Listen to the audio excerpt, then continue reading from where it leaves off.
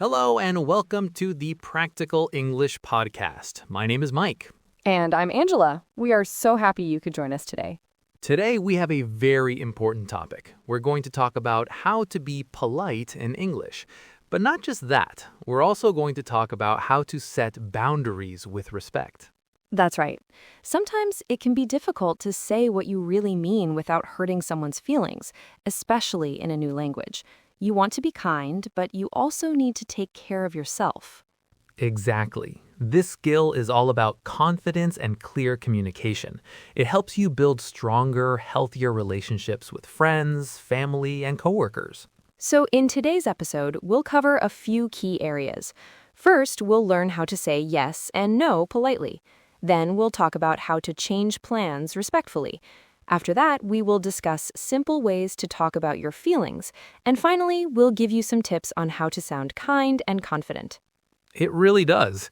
I remember when I was first traveling, I said yes to everything because I was so worried about offending people. I ended up exhausted and not enjoying my time.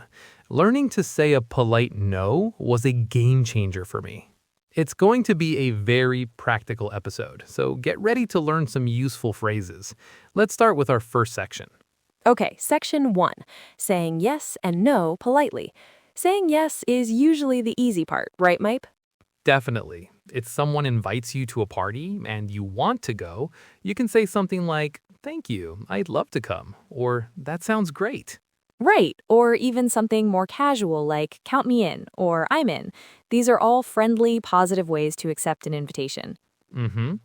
But what if you can't go or you don't want to go? Saying no can feel uncomfortable. Many people worry about seeming rude. Exactly.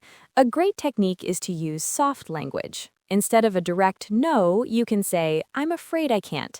The phrase I'm afraid makes it sound softer and more polite. That's a good one. Another useful tip is to give a reason, but you don't need to give a lot of detail. You can simply say, I'd love to, but I have another commitment. Or, I'm sorry, but I already have plans. That's perfect. It's honest but private. It's also nice to thank the person for the invitation. This shows you appreciate them thinking of you. For example, thanks so much for the invitation, but I won't be able to make it. Okay, let's do a quick role play. Angela, would you like to go see a movie with me this Friday night? That's a lovely offer, Mike. Thank you.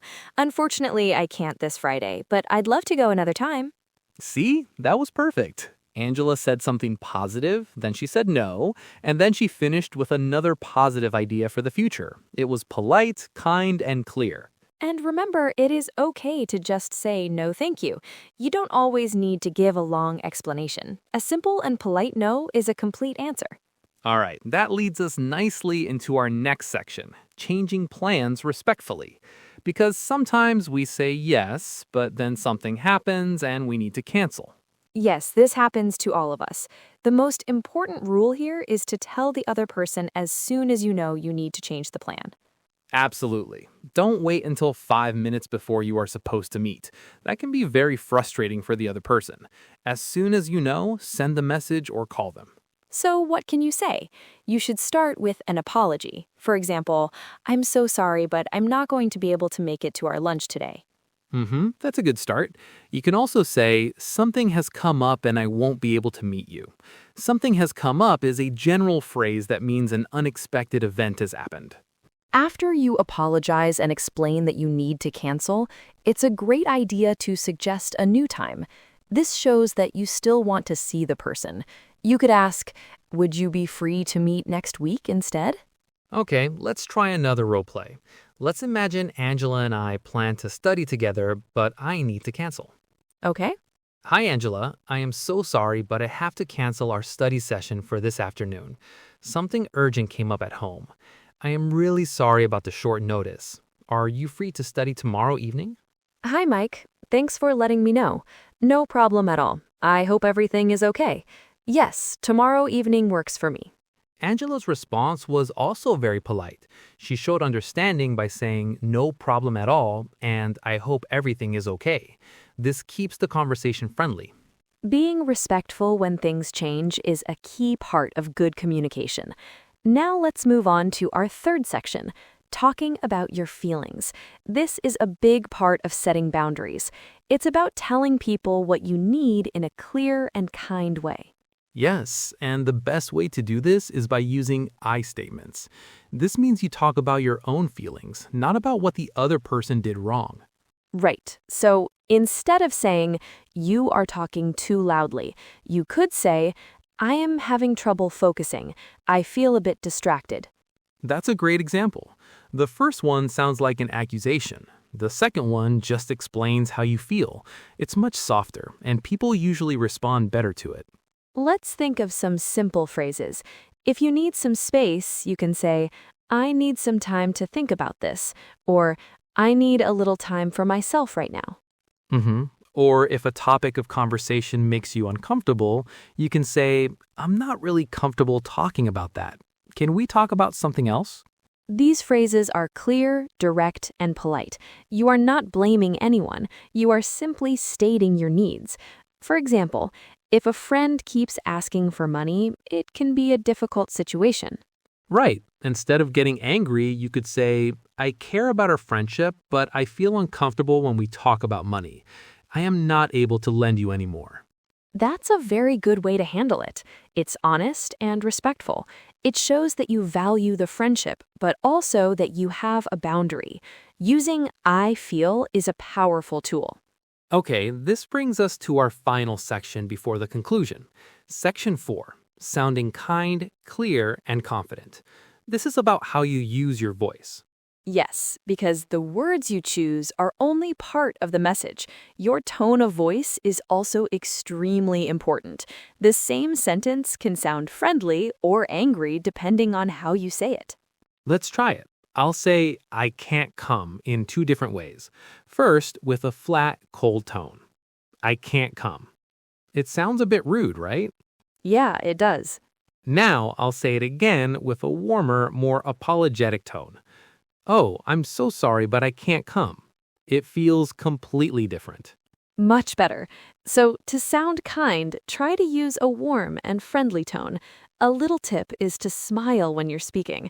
Even if you're on the phone, people can hear a smile in your voice. That's true. Another point is your speaking pace or speed. To sound confident and clear, try not to speak too quickly. Take small pauses between your sentences. This gives the other person time to understand and shows that you are calm and in control. And finally, let's talk about intonation. Intonation is the music of a language, the way your voice goes up and down. When you're making a statement and want to sound confident, your voice should go down at the end of the sentence. For example, I am not available on Friday.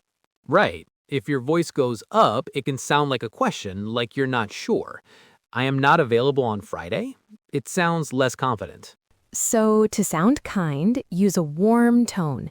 To sound clear, speak at a medium pace. And to sound confident, let your voice go down at the end of statements. Wow, we have covered a lot of ground today. I think it's time for a quick summary. I agree. Let's recap the main takeaways from our episode on being polite and setting boundaries. First, when saying no, use soft language. Say, thank you for the offer, and you don't always need a long explanation. Phrases like, I'm afraid I can't, or I'd love to, but I have other plans, are perfect. Second, if you need to change plans, tell the person as soon as possible. Always apologize and try to reschedule. This shows respect for their time. Third, when you need to talk about your feelings or set a boundary, use I statements. Say, I feel, or I need. This focuses on your experience and sounds less like you are blaming the other person. And fourth, remember that how you say things is just as important as what you say. Use a warm, friendly tone, speak clearly, and use confident intonation. The most important thing is practice. These skills might feel strange at first, but the more you use them, the easier they will become.